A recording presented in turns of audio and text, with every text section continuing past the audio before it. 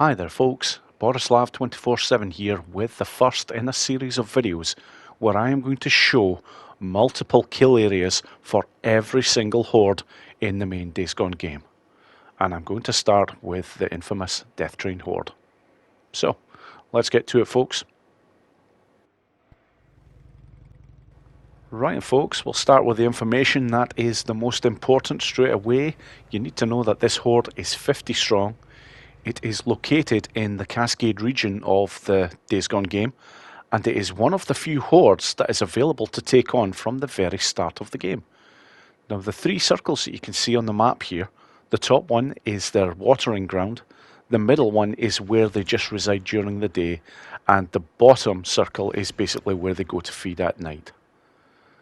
Now, over the course of these videos folks, basically what I am going to show is locations for taking them out during the daytime, mainly conventional methods, areas for taking them out at night time as well, where applicable, but most importantly of all folks, I'm going to show as many easy kill areas as possible. And for this horde, there's a few.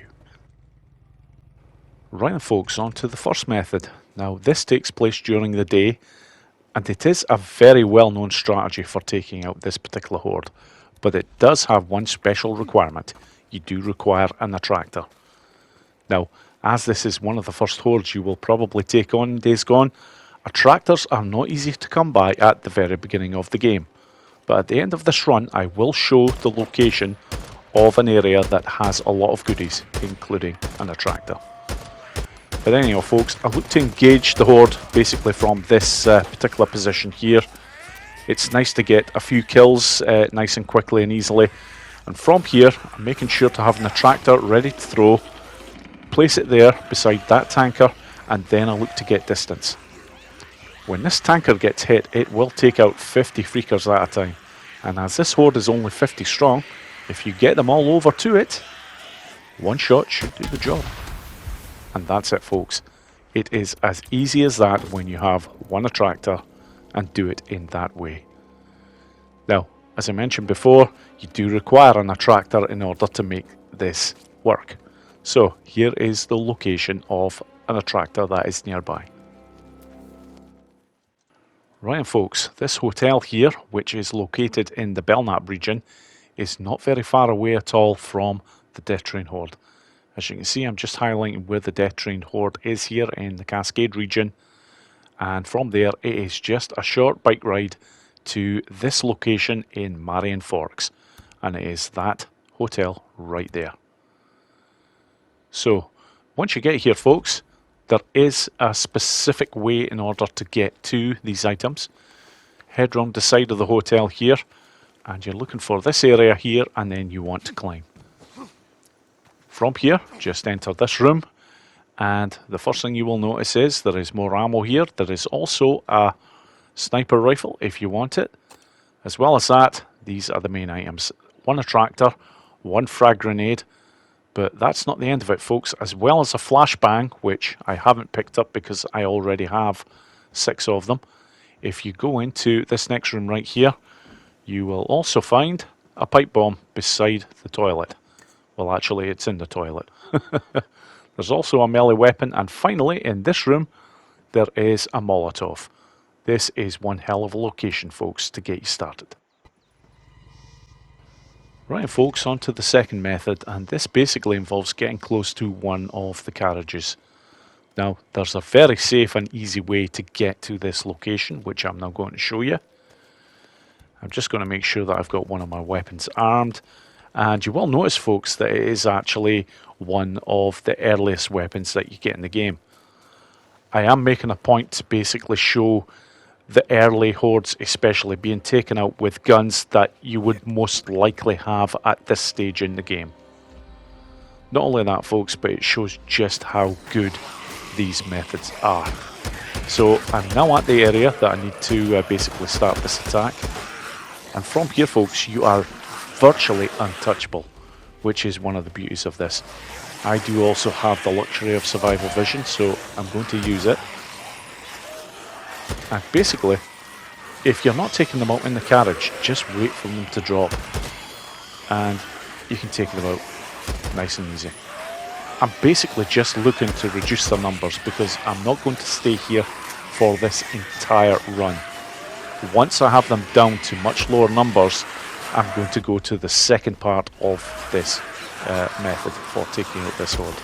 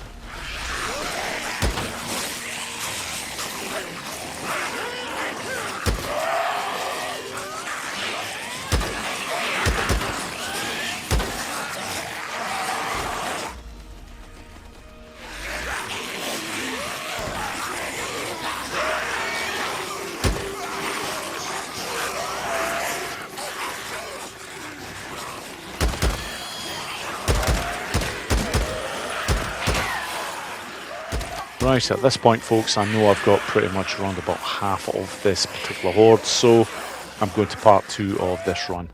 It involves basically dive rolling down, and that is important because it saves you taking damage. From there, I'm looking to head up over to this area, and because I have the rest of the horde on my tail now, it's a nice easy job. I'm looking to basically set off that petrol can, that'll take out a few, and then I'm just going to go to town on the freakers from here. Now, I did say before that this area is virtually untouchable, but they can occasionally get hits onto you, so you just have to be a little bit careful. They will come to the edge of that carriage, but they don't actually come right in, which is very handy because you can take them out nice and easy, and because they're very close, the gun will do a lot of damage, even the SAF-12. And there we go folks. That is a pretty damn easy method for taking out the Death Train Horde. Okay, on to the next run folks. Right folks, on to the next method, and this is one of 3 methods that involves the same principles. It's basically all about very clever use of the barriers that are located around this area. In fact, to be precise, these sandbags here, because once you get into this spot here, you're not completely untouchable, but as long as you don't let the horde gather in large numbers, you will not get too much in the way of problems here. And bearing in mind folks, I am using an SAF-12 here. If you have the luxury of using a better weapon at this point, then fantastic. This will be an even easier job than what it already is. You're up close and personal here. You're at the perfect height just to pick them off with headshots, so you're going to take them out fairly quickly. And there is very little risk involved here.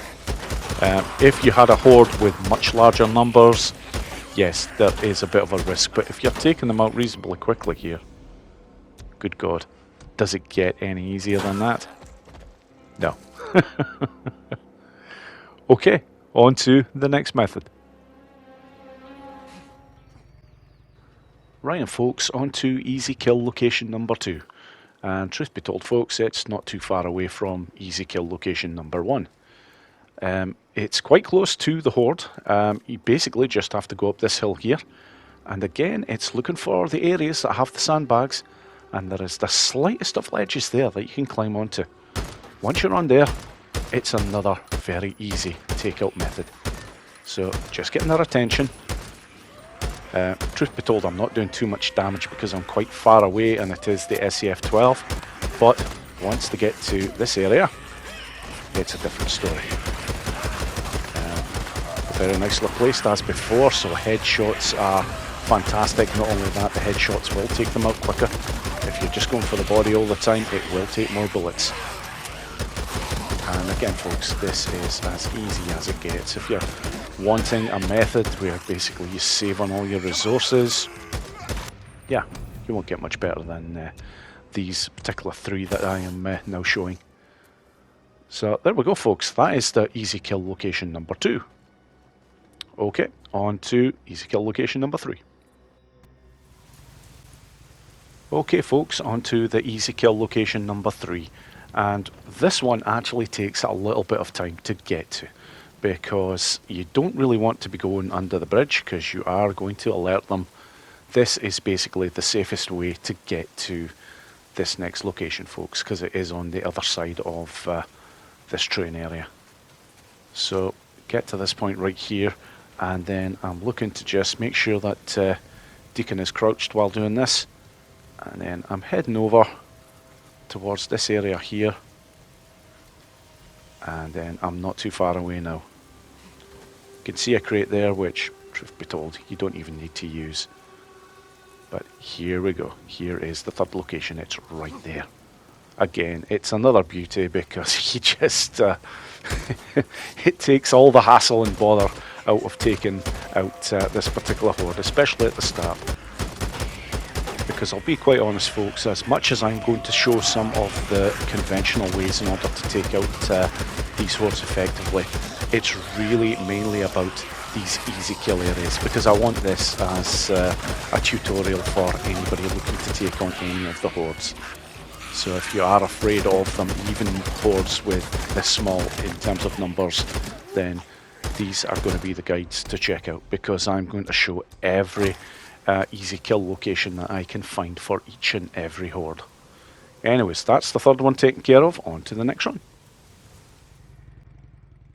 Right then, folks, given the way that I have currently shown how to take out this horde, I honestly feel this particular option is virtually redundant, because really, do you need a stealth option for this horde?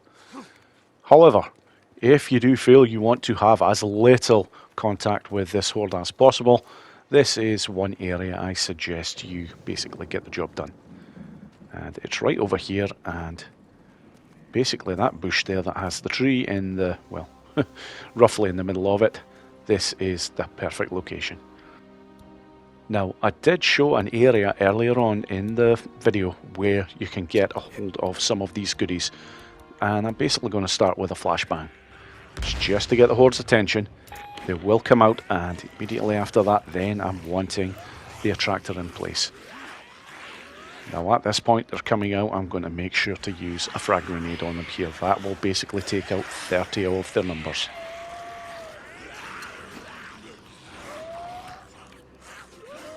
Now, I do feel it's overkill, folks, but if you're wanting to do a stealth option, then this just isn't a bad way of doing it. But I strongly advise you not to bother with this particular horde. I'm simply including it as an option should you feel you want to do it this way. But as I mentioned before, when you can take out the horde as easy as it gets by just going to one of the easy kill areas, why use up all your resources? Just doesn't make sense to me. And I thought that was the last freaker. No, there we go. And that's it. That's the job done with the stealth option.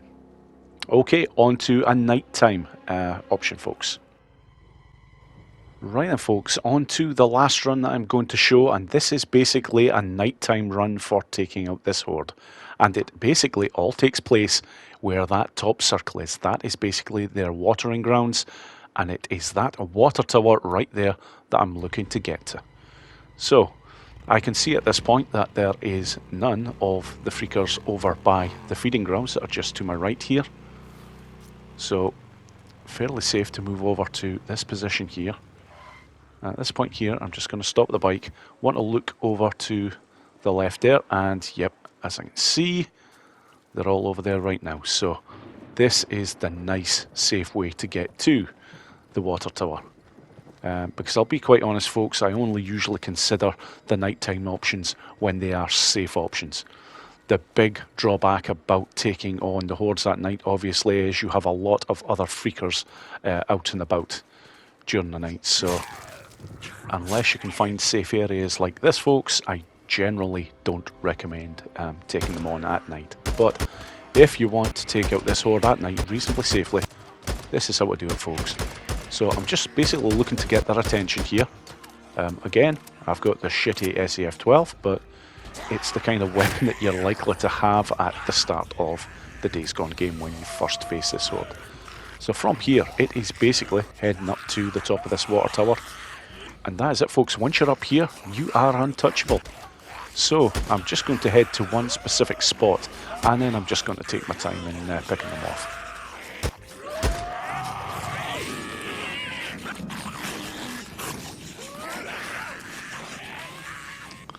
And here's the ideal area right here, folks. Basically, if you just start firing down with 1 or 2 bullets, you will attract them and they will start to come out. And I will be quite honest, it is a slow process, but you will get their numbers down if you are patient. And of course, it's also very safe. So I'm just going to basically move this video on to when I've just about got them all taken care of. Right then, folks, at this point I've taken up most of this horde, so I'm basically just going to use the ladder that I got up to the water tower in the first place and just use it to get down. Just will save on any damage from a heavy fall. You do have the time to get down, quick dive roll, and then from there I'm just looking to take the last of them out on the ground. Because you can be up there for quite some time. You're really just wanting to ideally reduce their numbers so that they all of a sudden become very easy to pick off. And that's precisely what I now have here. And as I'm taking out the last of these freakers, it's basically worth saying that this is coming up to the end of the video, folks. I've shown a great number of ways to take out the Death Train Horde, which will all serve you very well. And that's it, folks. Thank you so much for watching, and I hope you all enjoyed the video.